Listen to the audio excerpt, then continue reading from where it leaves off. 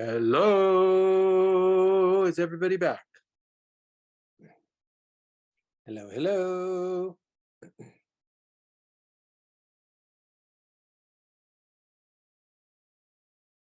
Hello, Atsuko.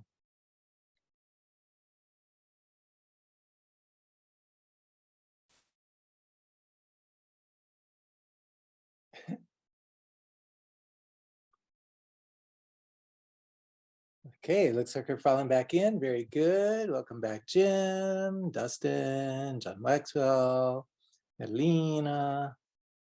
Very good, very good.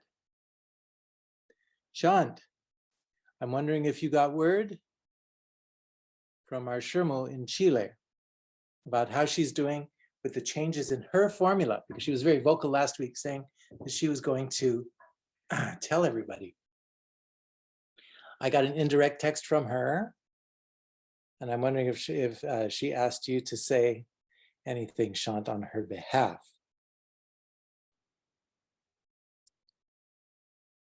Aha, she's so Shermu actually sent me a text by mistake where she was talking about how much better all of her symptoms were, including that her hot flesh is almost completely healed, way down, and the pain almost completely gone, huh?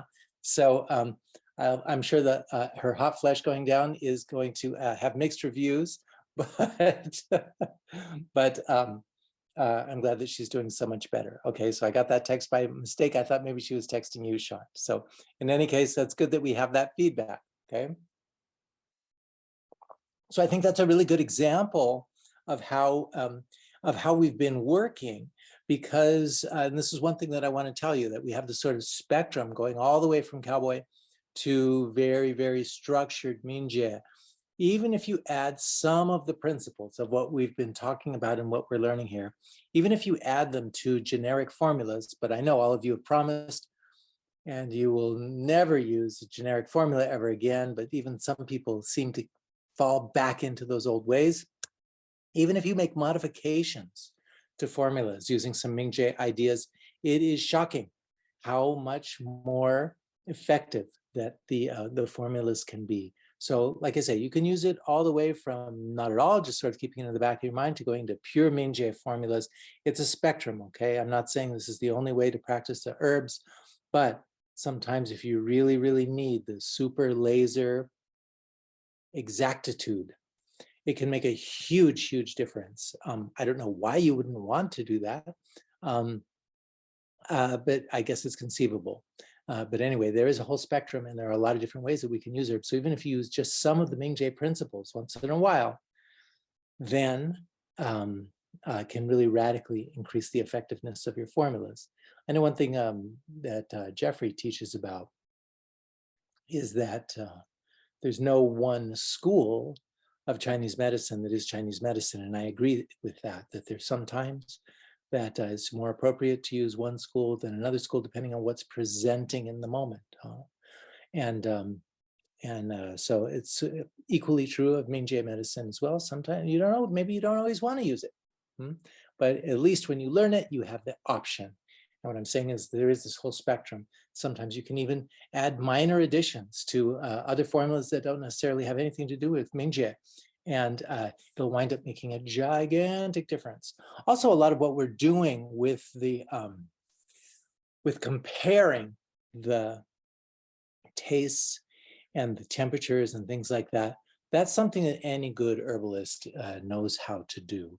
But really what's most specific about the Mingjie is using the territories and the way that we do, and also using the relationships in the way that we do. That is very, very pure Mingjie, seemingly pure Mingjie, and where the origins of all of that understanding are really deep in the mists of time.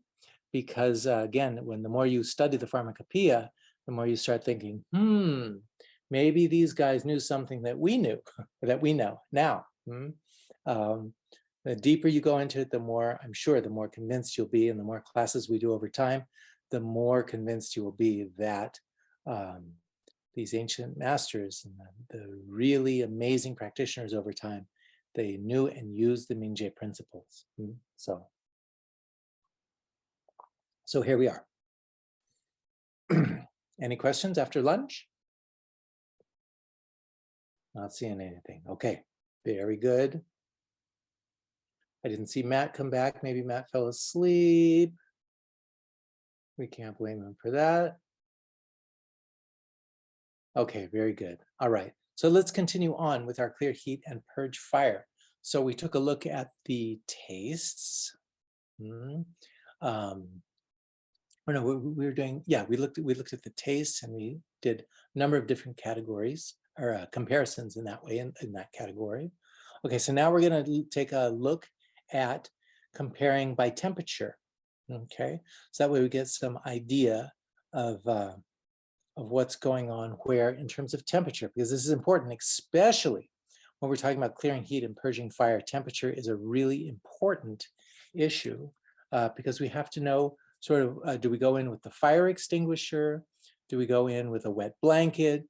Do we go in with full airplanes dumping swimming pools of water on things? Do we go for the chemical dump on the fires from the planes? What do we do to put out this fire? Okay, so like I said before,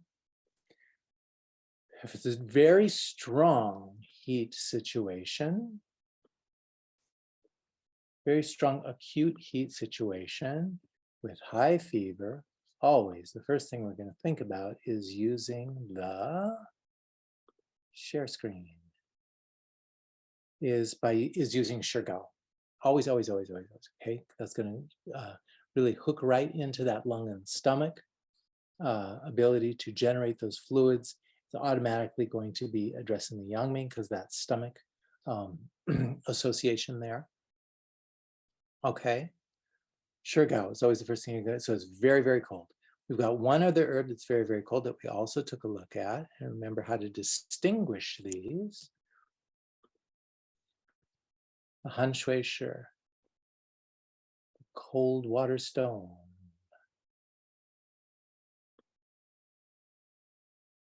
There we go. Han Shui Shi, okay. Calcite, cold water stone. Goes to the stomach and the kidney, right? So both of them go to the stomach, okay? But Shergall is more upper, Han Shui Shi is more lower. Well, middle and upper, and middle and lower, okay?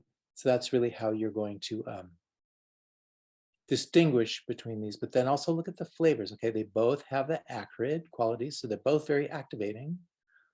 All right, so the Shergall is sweet, so it's gonna be a little bit more supportive, and the Han Shui Shi is salty, so it's really coming down in the kidney. It's just dissolving everything as it goes, okay? So even if they're hot accumulations, you would think of using the hot Han Shui Shi because of that saltiness, okay? Calcite is pretty interesting stone, also, because even though it's a stone, if you take a piece of calcite and you put it under running water, it will literally vanish. It will disappear because it's kind of like a big salt crystal or something. So be careful when you're cleaning and cleansing your calcite. If you're using calcite for other things, do not clean it under a running tap water because it will vanish in front of your eyes. So that's kind of an interesting thing. So anyway, we want to save these herbs for really extreme heat situations, okay? One goes to the top, Shergall, the other goes to the bottom, and they both connect to the center. Okay, so that's our differentiation there. All right, so now there's a big string of cold herbs. All right, so let's watch the story that they tell as we follow them down through the channels one by one. Okay, so again, we talked about all of these before with relationship to taste, but now we're just looking at temperature. Okay, Xiaku Hua. So this is sort of the lightest of all of them. They're going up into the lungs. Acrid and cold, activating, and cold and activating. Okay, like that. Then, so that's starting just with the lung. So if we just want to talk about lung fluids, only lung fluids and generating lung fluids and activating that quality of the lung, cooling, really colding, actually we want to use cold as verb here, colding down the lung, we could use the Xiaku Hua. Okay, and the next one is, again, this is definitely my top 5 most favorite herbs. the Tianhua Fen. Okay, now we're engaging lung and stomach. Okay, just in the cold zone. Okay, we're using that bittersweet quality here, remember. Okay, and then next. Juye.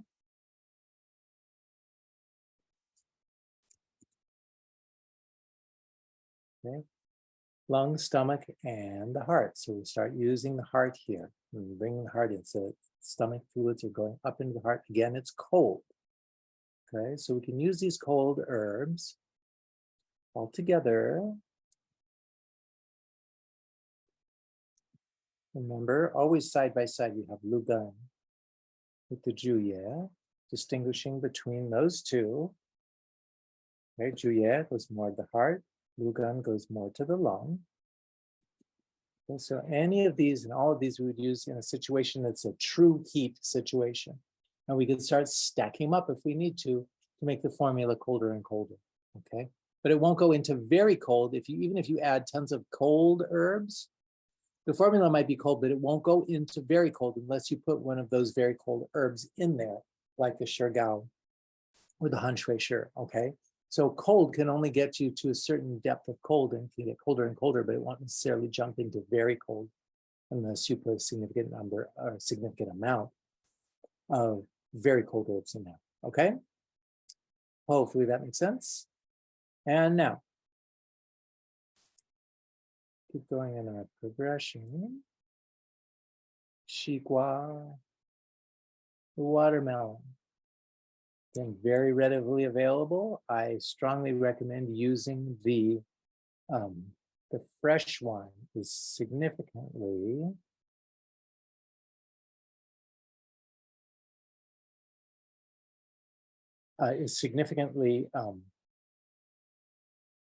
more effective than the dried. You can get the Xigua powder, you can, and it is effective and it does work. But if you can get the fresh one, then that's great because it's more quenching. Okay, and then earlier on this morning, I just saw a question from Polon. How do we determine the dosage of each herb? Okay, and so we sort of addressed that yesterday. We were doing it we're varying it, looking at 100%, and then we're varying the ratios. So it's all about the ratios for the dosage. Now, I can't tell you exactly like how many Chen to use or how many grams to use because different people are using either raw herbs. It's great if you're using the raw herbs, but again, there's even some drawbacks to using the raw herbs because there's so many forgeries. It's difficult to know what you're actually getting. And if you're using granules, there are a lot of different granule companies and they use different concentrations. So you kind of have to know your herbs. That's why I avoid talking about dosages. I also avoid talking about dosages because, and I said this before, I avoid talking about the dosages because if you look in the books, they talk about the dosages. I can give you exceptions to all those dosages, both on the minimum side and the maximum side. Okay, so some of them say you give such and such a dosage, and then that dosage might be completely ineffective for somebody and completely safe for them at the same time. You could double or triple that dosage without any problem. Okay, but then there are other dosages that are in those books that are within the recommended dosages. Even the minimum dosage would absolutely slay some patients. So that's why I don't talk that much about dosages, and you really have to know what you're doing, know your herbs, and you have to know the patient very well. That's difficult to do when you're first seeing the patient. That's why when you first see the patient, you want to be very conservative with the formula that you give them. Of course, you're going to take the best educated stab at dosing that you can, but you really don't know how sensitive somebody's going to be to herbs.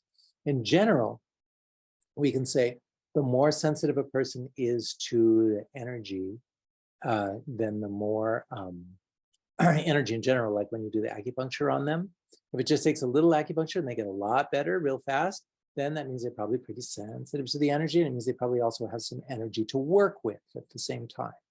Okay, so if that's the case, then you can probably keep it pretty conservative with the herbs. Okay, and if it's somebody who doesn't matter, like Shifu Tang's would ever put in 36 needles into one point one time, for some people, right, it seems to not matter. You could just pour so many herbs into them, and it doesn't seem to have much of an effect. It all depends on how empty or full a person is. Okay, you can tell that by the pulse. You can also tell that to some degree by their personality.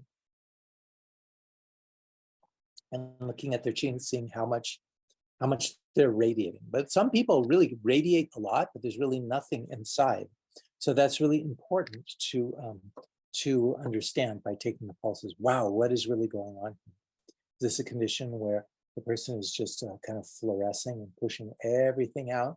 If it's the kind of a person that's very, very, very open and they're always pushing their energy out and giving the energy out, then it can be really, really difficult to help them heal.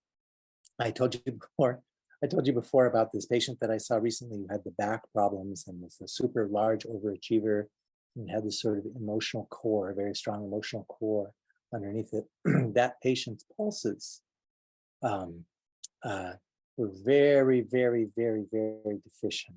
Even though the patient appeared to have be a very energetic person, a very strong person, the pulses were very, very empty. They were all empty except for that sun, that right sun pulse. So if you look at the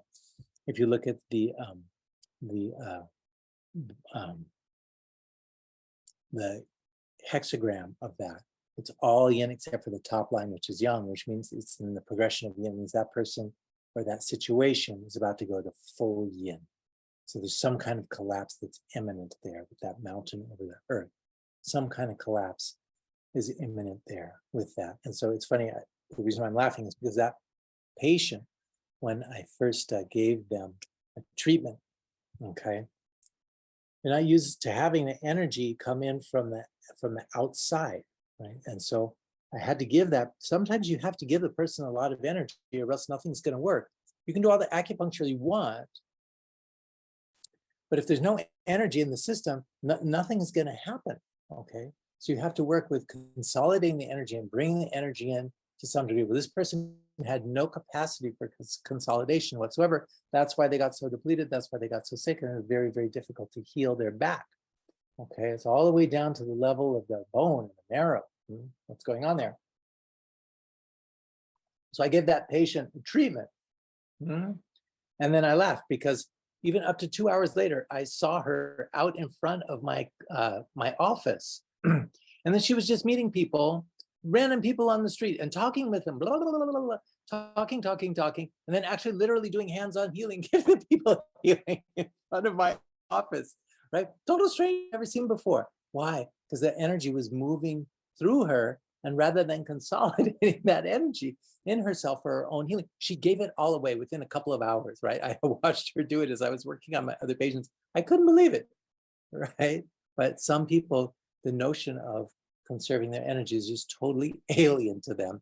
And honestly, it's really difficult to treat these people. It's very difficult to treat them because there's no energy to work with. And if you give them energy, then they just squander it. So what can you really do? Okay. We do our best to help the people, but we also have to look, where's our energy going and where is our time going? We have to give people every honest chance, every honest chance.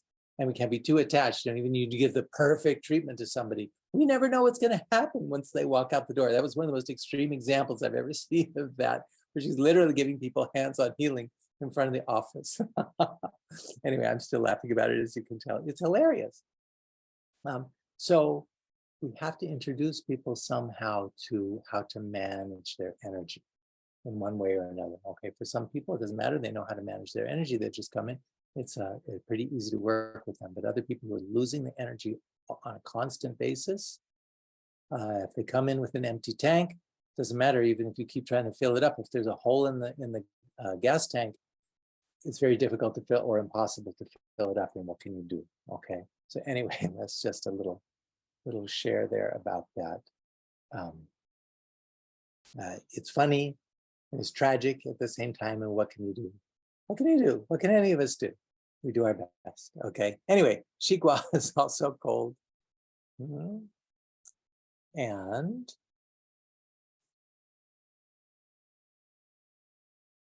this next herb, we've talked about all these, remember? This next herb, the Shanzhizi, is very significant Why do we want to remember it? Because it enters the Sanjiao channel. Okay. Again, enters the Sanjiao. Okay. And then the other fu is the stomach as well. And but these Sanjiao herbs are gold for us in terms of making combinations. Okay, so anything that's along that Sanjiao line, we would think if it's a heat situation, we could hook that Sanjiao into any of those. Okay, so I'm thinking Sanjiao, I'm thinking gallbladder, spleen, like that, right? So many different ways that you can use and incorporate the Sanjiao, okay, if there's heat in those other organs, all right? Now, remember also Sanjiao is what links the three jiao. Okay, so it's not just the channel itself, but internally, remember, it connects the upper, middle, and lower jiao. So it has a kind of a tong quality. That tong means to open, and descend, okay, like that.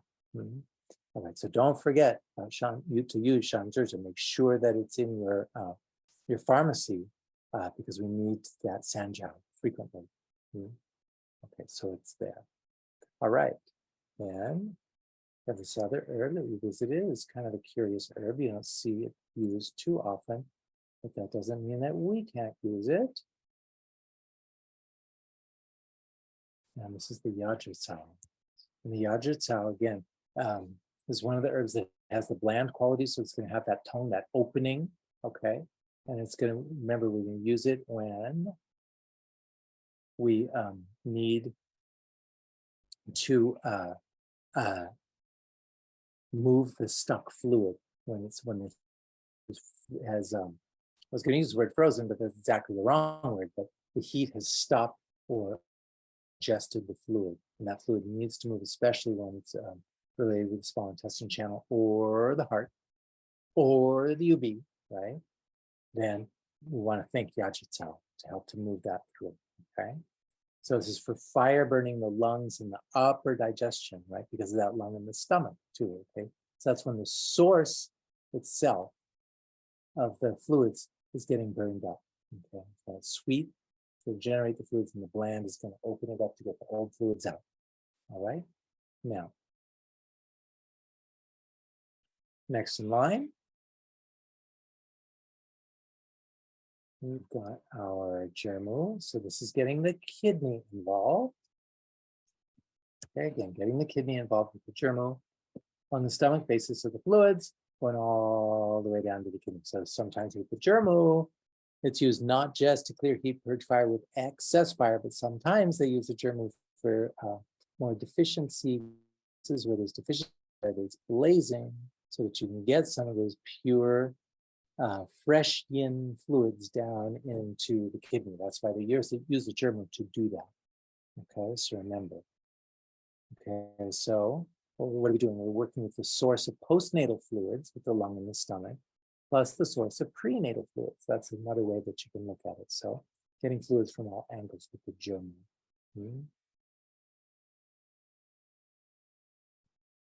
And an interesting title for the Zhimu, interesting name, right? Zhimu, no mother. No mother. Mother is yin. Okay, so you learn about the postnatal fluids, and you learn about, or you know, the postnatal fluids, and you know the prenatal fluids together. And that's part of the meaning of that. Again, we talked about Da Ding Huang.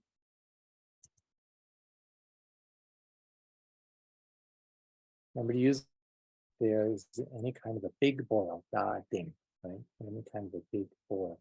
Also for these liver and lung toxic heat. And toxic heat hits this lung-liver relationship, that's, you want to use the Da Ding Huang. So don't be afraid to use it. Super interesting herb. I think this is one of those Taiwanese herbs that came to us from Jim Chang originally. It's very, very useful.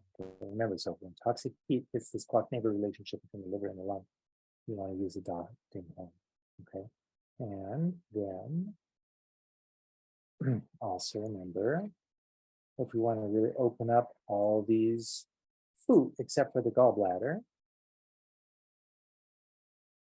Shilianzi.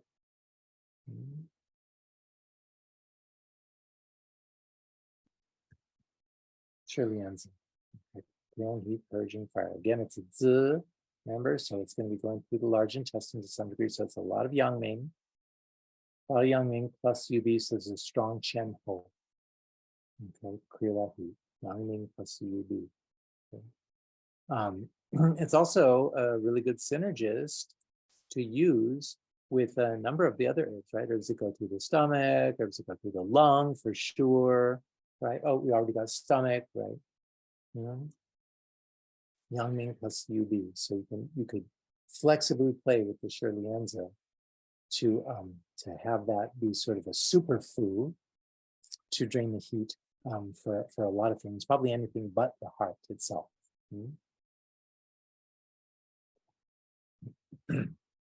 Okay, and Shirley-Enza, and then Lucha, that plain sort of generic green tea.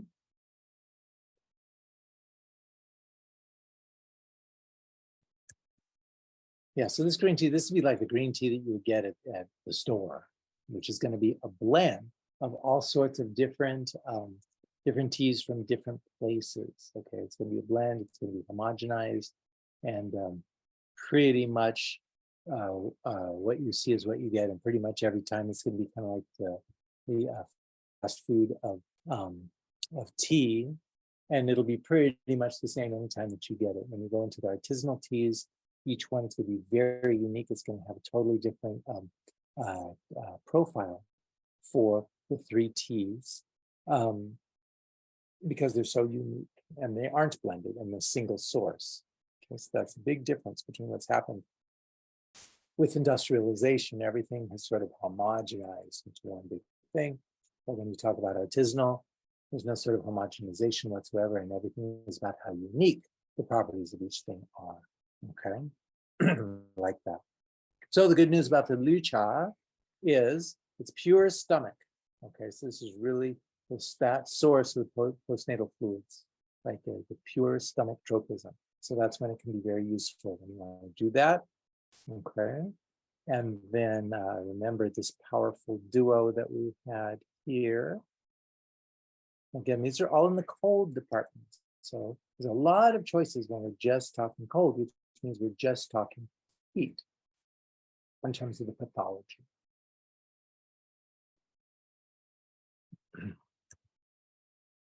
Okay, so here's our duo of Danjuye and Shiguapi. Why is it a duo? Because the heart and the stomach stack, okay, and then the UB and the small intestine work together very nicely, okay? You don't have to use them in that way, but you can. You get a little extra synergy going with that name relationship with the entire Taiyang. Like that. Okay, so both are sweet. Danjuye's got a little bit of bland also in there. Okay. Also, definitely more slanted toward the heart. It's going to be clearing the heart more.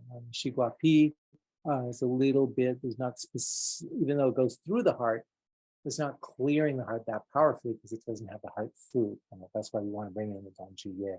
Pretty much, I think anytime we use the Shiguapi, that way we don't have any question of what's going on. Also, we could use Shiguapi if we just happen to have a hot position that happens to be right around the shoot points of the heart and the stomach on the UB channel. That's one situation we might not want to use it, but why not use the Danjuye also? Because in that way you're going to have a more balanced formula. I don't know why you wouldn't want to do that. Okay, and again, our magic herb from the morning, Lianzixin.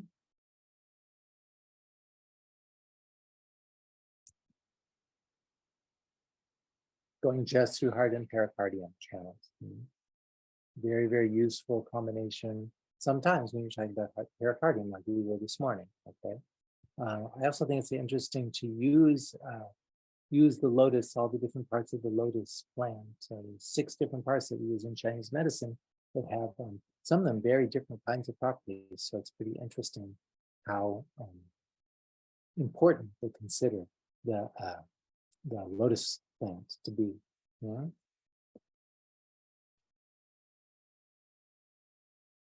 And then we transition to Julian fire again with Shakutao.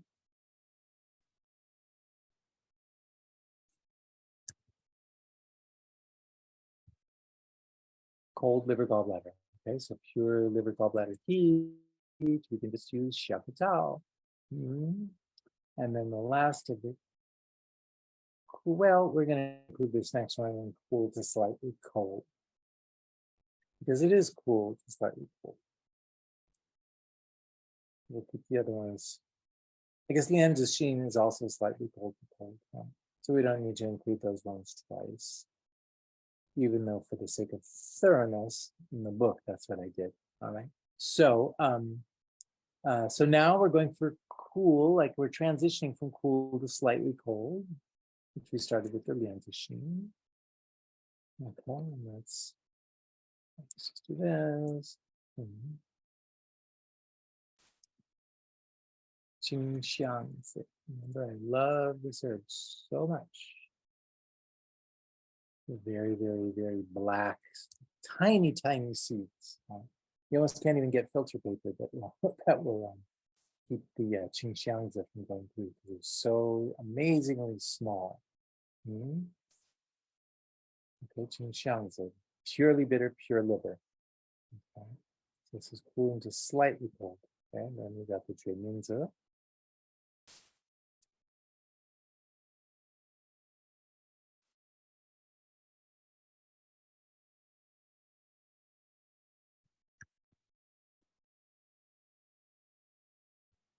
How are we differentiating between these? Well, Jueminzi is much more complex in its function. Again, it's also bringing the kidney and using that large intestine to drain both of them. Okay. In addition to being bitter, it's also sweet and salty. So it's supporting a bit and also dissolving a bit, which is an interesting combination in itself. One of the reasons why that makes Jueminzi such a popular herb. The same way we've talked with some of the other herbs that have a certain kind of not in some ways opposing qualities, okay, when you're keeping something together and dissolving it at the same time. But that makes these herbs popular because, why? It means that they're internally balanced, they have a certain kind of internal balance that makes them popular. All right, and then like I said, the Lianzixin is also in this category of slightly cold to cold. I don't need to put it up there because we just looked at it, okay?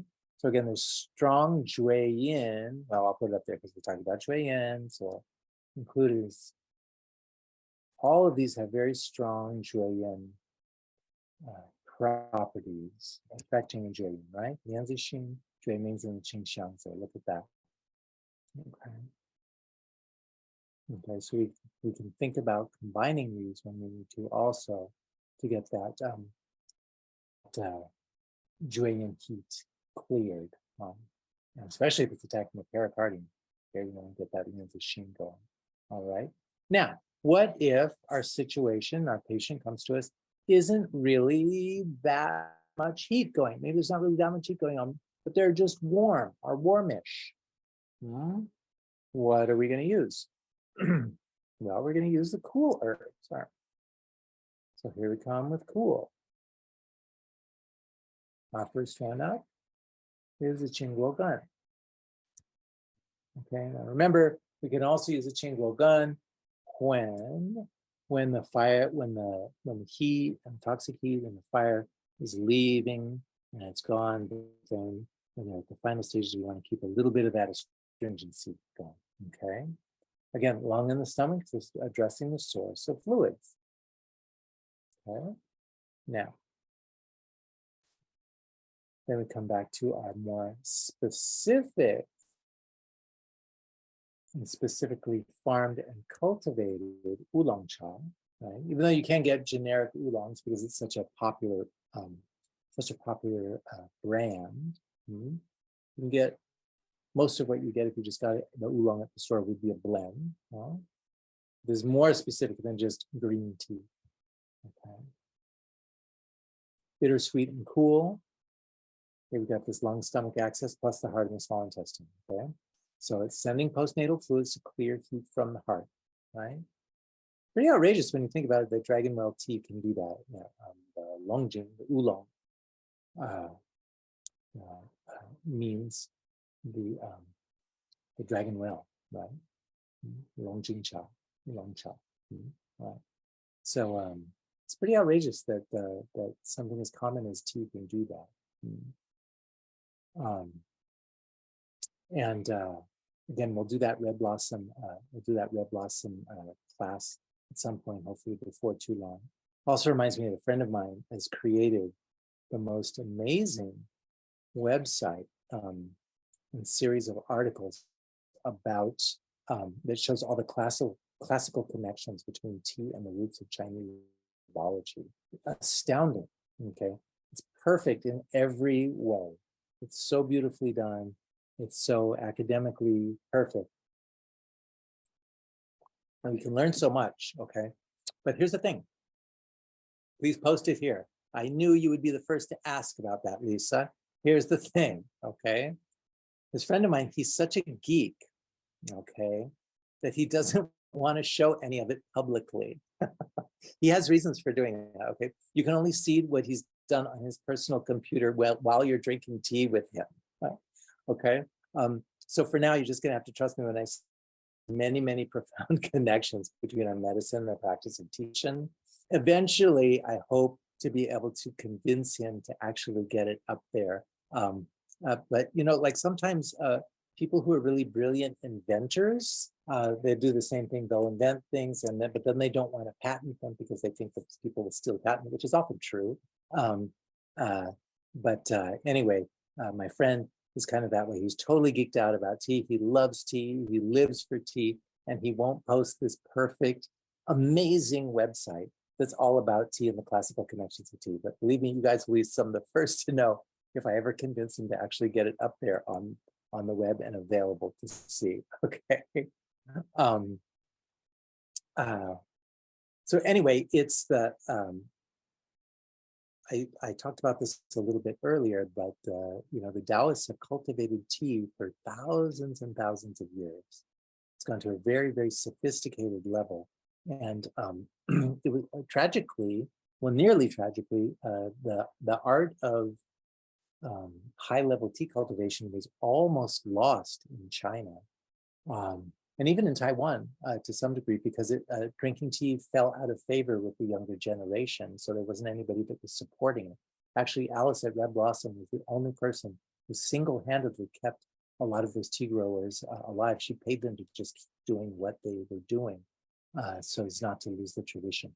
Now it's more popular again, but for maybe 20 years, the art of tea cultivation almost died. But what was so interesting is that the Taoists really were trying to use tea as the root of all of our herbology to create a panacea and an elixir for enlightenment. Not bad things to go for, if you ask me. In fact, if you go to the museum in Taipei, there's this beautiful plaque from one of the dynasties, and it's about the title of the plaque says in search of universal enlightenment. So they're trying to get the whole society to be enlightened, which probably had some positive and negative aspects, but I think it's a good thing to at least think about, right? So anyway, this cultivation of tea was a part of that, and remains for a few people part of that. They're trying to make a stronger and more universal panacea with using the tea, and also as an elixir of enlightenment. And some of you don't know what, everybody know what a panacea is? Lisa asked if he's going to join our tour of the specialty shop. It's not going to happen. I guarantee it's not going to happen. Yeah, it means a cure-all. Panacea means a cure-all. Silver bullet. It's a little different than a silver bullet idea. But anyway, the word panacea actually comes from Greek, like so many of our cool, profound words. Okay, so that word in Greek is Panakeia, which is a really interesting word because Panakeia is a super interesting word. It comes from panakes, which means all healing. Okay, panakes means all healing. Okay, so the pan part means all, and akos means remedy. Okay, so akos means remedy and pan means all. So it's panakes, which is where we get the word panaki from. Okay, so it's this all healing remedy. Now, one thing I think is really interesting about this word is the pan part. Pan, okay, pan means everything, all right? And Pan is also the god of flocks and herds, and we usually see him with horns and ears and legs on a man's body, right? And they say that, and that's the image that has been turned in the post-Christian era into the image of the devil, right? But that's really Pan, okay, who meant everybody. He's really the god of nature, right?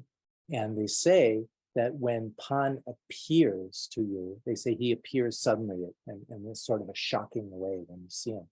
And when you see him, they say it causes a kind of a terror. Okay, it's similar to being like in a frightened stampeding herd. So when you see Pan, you get so scared, you just run as if you're a herd animal running for your life. All right, that's where our word panic comes from, right? It's derived from his name.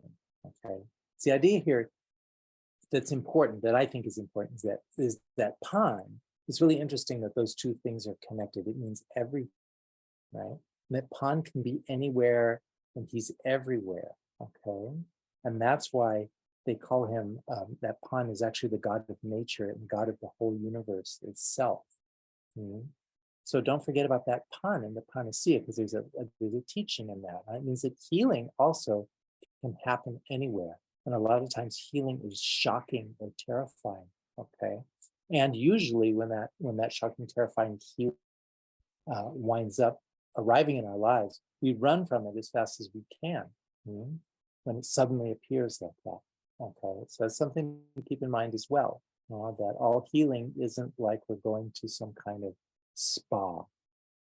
The most powerful healing isn't like that at all. So it's really important, I think, to educate our patients and to tell them, sometimes when the healing happens, it's not like you're going to some kind of a spa. It's a very, very different kind of an experience. So anyway, that's our Greek medicine lesson for today. It has a lot to do with Greek medicine, that idea of Pan. Okay, nothing to do with Chinese medicine, really, unless you know the story of Pangu, right? So those of you who know the story of Pangu, it's somewhat interesting and fascinating, okay? So Lisa understands what I mean. There's no coincidence, okay, that the God of all nature and the God of universe, the God that's embodied, the embodiment of nature, has the same name in ancient Greek as in Chinese. That's not a mistake, you guys. It didn't happen by accident. And if it did happen by accident, it's even more extraordinary, okay? So anyway, I think that's really interesting. All right. So anyway, let's get back to our discussion. Who recorded it first? I don't know. You'd have to look, because it was part of both traditions orally for a very, very long time. But I don't know where they have the first written records of Pan, whether it's in China or whether it's in Greece. They say that the academic part of those civilizations came about at the same time. So they probably say that they happened at the same time. That would be from what I've seen. That's usually what they say, that they rose up at the same time. Very, very interesting, those connections, and they are real. And there's much more of the old world belief systems in Chinese medicine than we've paid much attention to. So it's really, really interesting to find these connections and what happens. Who knows what the actual origin is? Where and what culture that came from originally. and how it got to these very different parts of the globe. And, there's some people that think that it all actually came from Babylon originally, and I think that's probably true. There was like a diaspora out of Babylon at some point, and these secrets got taken to cultures, and some of them preserved them better than others, and then took them and did their cultural thing with them, right? Anyway, cool to slightly cold. Jue Mingzi was also cool to slightly cold. So again, when we're talking about clearing heat and purging fire, we have all these different dimensions of temperature that we're looking at, which are important. I know I mentioned it before. Okay, again with Jue Mingzi, we're covering the other side of the yang yin, whereas with the Wulong Cha, we were talking about the stomach, and we we're talking about the with the Qingguo Gun, also we're talking about the stomach, right? So the other side of the yang yin is the large intestine, okay, plus that liver and kidney, right? Like that. So anyway, temperature is really important when we're talking about clearing heat, because we don't want to overdo it. We don't want to do something that's too cold, and we don't want to do something that isn't cold enough, right? You have to be like Goldilocks. It has to be just right. So that's why we have all these different differentiations of heat. Or actually differentiations of the absence of heat. When we're talking about cold herbs. Mm-hmm. And here's an interesting one, the Gujing Cao. It's cool to neutral to warm, even. Okay, now again, I have some question here, whether this is different people's evaluations of Gujing Cao, or whether this is different batches can be cool and neutral or warm depending on where they're grown. I think it's probably both of those things. In any case, you got to know your herbs and what they're doing. But mostly Gujing Cao, most of the Gujing Cao that I've seen, and the Gujingzi also are pretty neutral, and you can use them in a lot of different situations. All right. So it's super interesting to look at the progressions of these herbs, and when we lay them out in this way, because you can see that they fit together into formulas like puzzle pieces. Okay, that's why we want to learn how to differentiate these things really, really well, because they fit together like puzzle pieces. Okay, so it's really clear, you know, we use some in one category, we use some, I shouldn't use a category, but we're making our own categories by how we are arranging within a category the different territories, or then also we're looking at maybe the different tastes or temperatures. Okay, but in terms of fitting like the puzzle pieces, then really we're talking about territories, and when we use our balance method ideas of these balanced relationships, those puzzle pieces come together very, very easily and very powerfully. Okay, so these herbs naturally go together, and that's the thing to remember. Okay, formulas assemble themselves. You don't have to do a lot of work. You just have to look, oh wow, that herb is going to go together naturally with that herb, and it makes perfect sense. Okay, so there's really nothing more we need to learn about this. We just need to practice what we already know. Okay. So finally, in the cool to slightly cold, remember that whole string of liver herbs. So we can keep this simple. We got Qingxiangzi. And we've got Rui Ren and Mimenghua.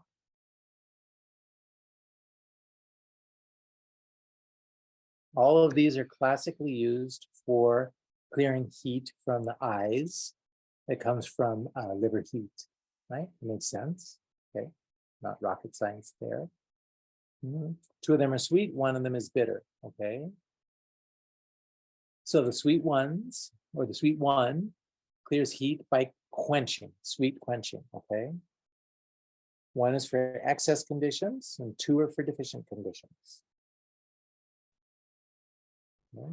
Qingxiangzi, more bitter, is going to be more for excess. Right? And then these two that are sweet are more for deficient conditions.